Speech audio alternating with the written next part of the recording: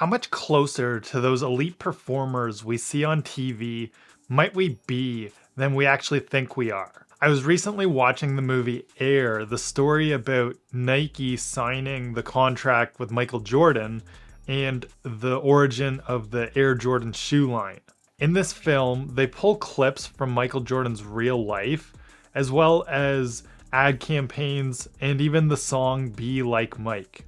And for anybody who's watched the film, there's this great scene in the contract meeting where Matt Damon's character says to Michael, everybody else in this room is going to be forgotten, but you're going to make people believe they can fly.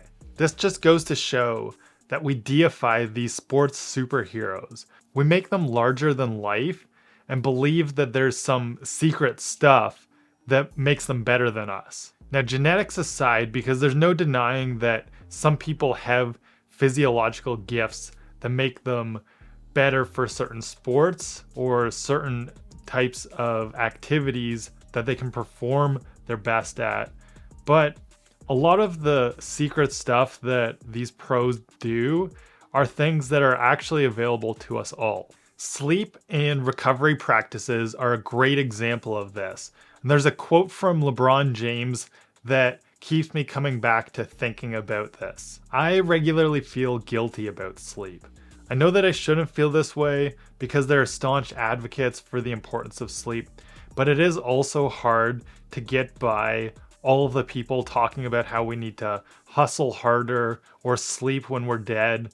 And so there's still something inside of me that makes it hard to overcome this. For myself, having struggled with poor quality sleep for over a decade due to having sleep apnea, I've noticed where my performance drops off really quickly if I don't get enough sleep. Particularly for me, I need to be in bed for at least 8 hours.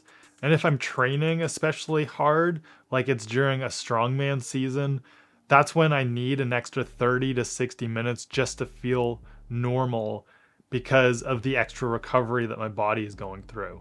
But nobody has time for that, right? That's not what all the best NBA players in the world think. They're all sleeping like babies. LeBron James gets 10 hours of sleep each night and then still gets a 1 to 2 hour nap through the day. And I first heard him talking about this a few years ago on the Tim Ferriss podcast. It was a quote he said that stuck with me, which was, when you get in that good sleep, you just wake up and you feel fresh. You don't need an alarm clock. You just feel like, okay, I can tackle this day at the highest level that you can get to. Tim Grover, the trainer who worked with MJ, Kobe, Dwayne Wade, and many of the top NBA athletes over the years, has talked about how even if they are the first ones in the basketball court in the morning and they're early birds, sleep was still key to all of them. Tracy McGrady is another example of one of these athletes he worked with who sleeps 10 or more hours a night, gets up for breakfast, and then goes back for a nap by 9 a.m. Now, sleeping this much may not be necessary if you're not training as hard as these athletes are, but we can all agree that we probably need to get more sleep, and that always grinding badge and trying to work through sleep deprivation is definitely superseded by our performance when we do get better sleep. Now, I think sleep is arguably the most important factor that's going to get our performance closer to those superstar athletes that we all aspire to be like. But what else is there that we can do to get closer to the best? Recovery is another big one. And sports recovery tools is really interesting because it's become much more accessible to everybody over the last couple of years. Athletes like LeBron James and Russell Wilson are spending $1 million a year on their body. Now that sounds really absurd, but when we think about it, that's well within the realm of their guilt-free spending. And I think that's more the point to take from this than the total dollar value of what they're spending. These athletes are willing to try anything and everything to figure out what works best to help them recover and get back to performing at their very best as quickly as possible. And working with clients, I've found that different forms of recovery are going to work better or worse depending on your particular needs and what it is you're training for.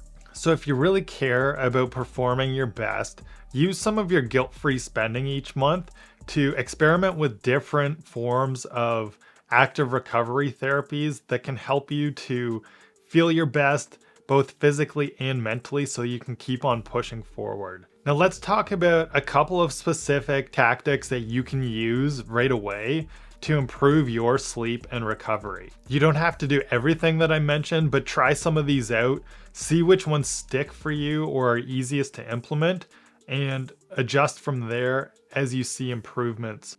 The first one that I think makes the biggest difference for people is to sleep on a consistent schedule. Rather than having huge shifts between your weekends and your weekdays, try to sleep on a more consistent schedule because this is going to regulate your body's internal clock to help you sleep deeper and get more quality sleep. Avoid screens before bed. Ideally, the last hour before you wind down for sleep should be without any screens because the blue light from these devices can impact your sleep quality, and also it's just highly stimulating, which can make it harder to fall off to sleep.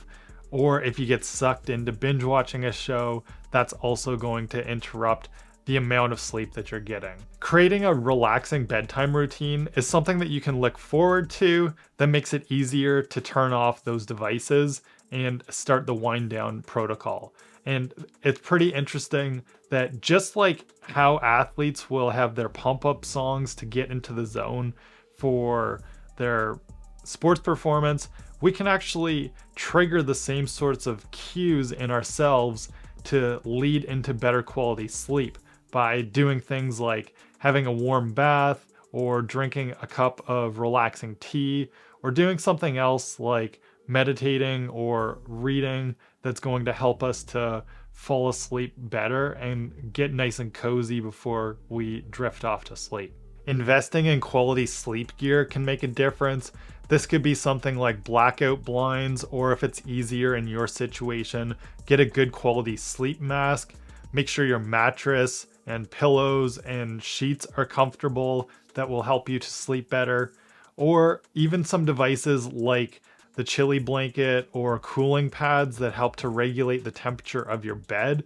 I've bought a chilly blanket over a year ago, and it has made a massive difference in the quality of sleep that I get. And as far as improving your recovery goes, make sure that you have active recovery in your routine. Try to reverse your productivity and start by scheduling your active recovery into your week, whether this is booking time for a massage or float session, going for hot and cold contrast therapy, or just giving yourself the time to do some foam rolling, yoga, meditation, or other light movements that are going to help to improve blood flow and speed up your recovery. Make sure you're also hydrating and nourishing your body well.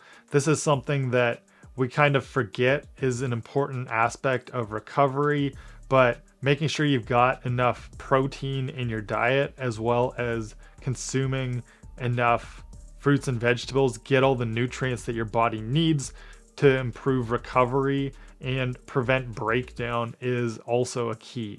And then finally, consider seeking help when you're stuck. If you're struggling with sleep or recovery, consider reaching out to a healthcare specialist or a certified health coach in order to help you and create a more customized plan for your sleep and recovery needs. Try to implement some of those practices that those peak performers that we all look up to use, and soon enough, you'll be performing at the next level yourself. I appreciate you for watching. Make sure to hit the thumbs up and don't forget to subscribe to the channel. And until the next video, find your flow.